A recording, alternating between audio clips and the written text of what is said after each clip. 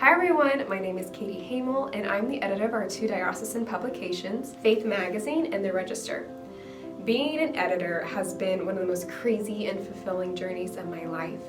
But my job took on new meaning when I became a wife. And I say that because when I became a wife, the idea of becoming a mom took on a new reality and new possibility. When I thought about that, Nathaniel and I talked about when we have children, what do we want for them? And the first thing that we thought is we want them to know God.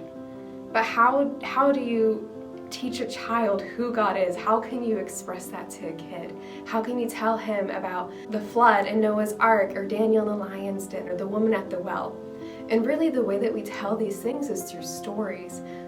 Our faith is a faith of stories. And if you look at the way our faith has been passed down to us, it's through two main ways. And the first way is sacred tradition, and the second way is sacred scripture.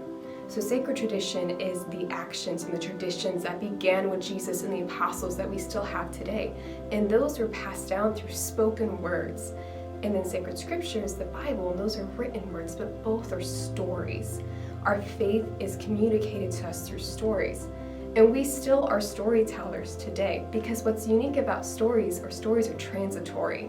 And so really the work of our diocese is the work of Christ, because we're telling the stories of our faith and we're bringing people to Christ. So right now we have our publications, Faith Magazine and The Register, but we also have a podcast, we have a website, and we have multiple social media platforms that we use to engage with audiences of different demographics on different levels.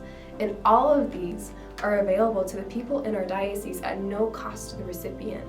There are nearly 16,000 registered Catholic households in our diocese, and the families that have our content are learning and growing closer to Christ because of the words they read or the videos they see or the social media posts that they engage with.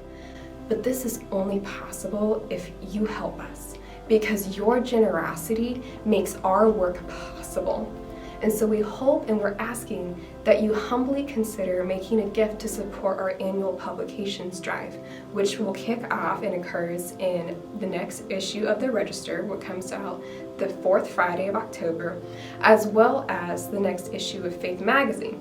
Both of these publications will have an envelope insert in them where we ask that you write us out a check if you have the capacity, and you help support our mission. You can also make a gift online at salinadiocese.org.